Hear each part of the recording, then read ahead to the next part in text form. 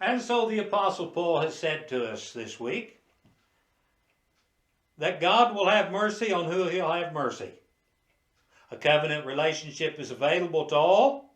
However, God is going to be the one who desires and determines who gets that relationship. And he set forth the pattern. Well, some will say, if God's made that decision and he's not open to question and he's not open to alternatives and negotiation, why does he still find fault? If no one can resist his will, why does he get to make all the rules? Oh, on the contrary, Paul says, who are you, old man, to answer back to God? Kind of reminds you of Job, doesn't it? Job didn't criticize God. He didn't condemn God. He didn't curse God. He just said, why won't you come talk to me about this? Finally God did. And Job wasn't so thrilled anymore. You find that over in the 42nd, 43rd chapter. And in this 9th chapter of Romans, the Apostle Paul echoes much the same sentiment. I have to wonder if the Apostle Paul wasn't thinking about Job when he said this. He says, will the thing molded say to the molder, why'd you make me like this? Or does not the potter have a right over the clay to make from the same lump of clay one vessel for an honorable use and another for a common use? I look in the mirror every day and I want to say, Lord, why'd you make me like this?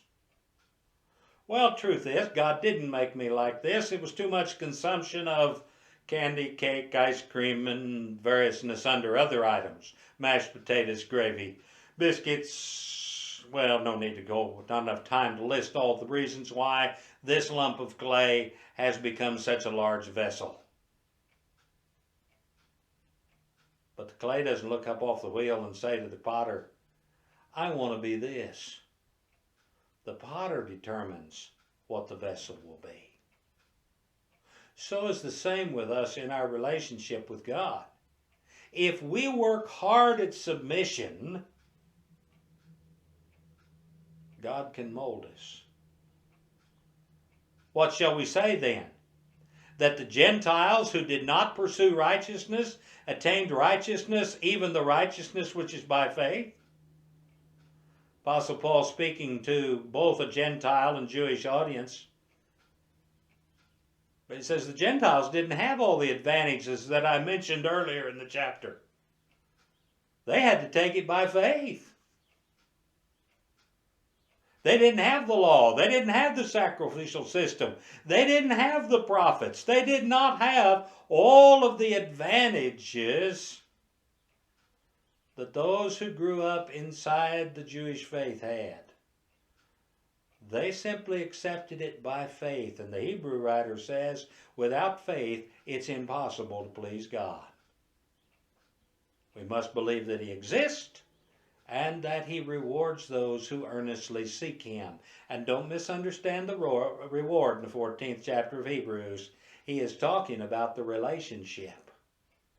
The greatest treasure that we have is the relationship we have with God through faith, because he's willing to accept our submission. But Israel, pursuing a law of righteousness, did not arrive at that law. Why? Because they did not pursue it by faith, but as if though it were by works. A trap that any of us can fall into, the trap of pride. I'll just keep the law so well, God will have to save me. I will do things so perfectly that God would be honored to save me. No matter how perfect we are, we fail in the light of God. who has no shame, who has no imperfections, who has no guilt, but is rather the absolute standard. Will we pursue him through faith or try to earn our way? Oh, he says of Israel, and I believe it can be said of those who try to earn their way to heaven, they stumbled over the stumbling stone. Just as it written, behold, I lay in Zion a stone of stumbling, a rock of offense. But he who believes in him will not be disappointed. Do you want to be in a covenant relationship with God? Do you want to receive that salvation that is afforded to those that believe? Then we need to accept God's will and work hard at submitting rather than trying to earn our salvation. It's not easy to submit. It's not even easy to say, not my will, but thine be done.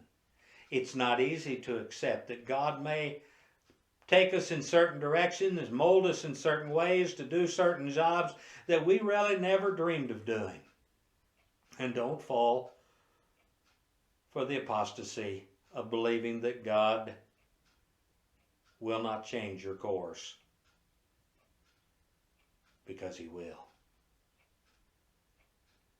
Anytime we honor God, anytime we serve him, it will involve sacrifice. Because we are imperfect, living in a fallen state. It requires the sacrifice of Jesus upon the cross. It requires that blood of the Passover lamb that fulfilled in Jesus. But it will also always, every day, every minute of every day, require us working hard at saying, not my will, but your will, O God. Lead me to Calvary.